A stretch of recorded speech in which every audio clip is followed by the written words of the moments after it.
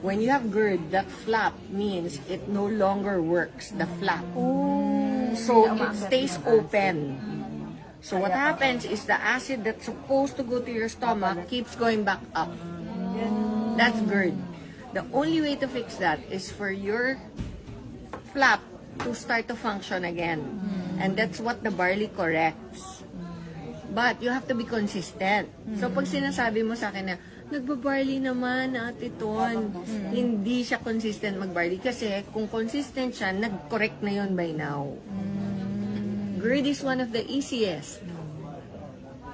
Acid reflux, GERD, constipation, yan yung mga regular na sobrang lack of sleep. Okay? Yung mga ganyan na insomnic, di ba? Insomnia. Yan yung mga sinasabing, tita, ilang taon na nagtitake, insomnia pa rin. It's not true. Hindi sila consistent. Kasi automatic yun sa body.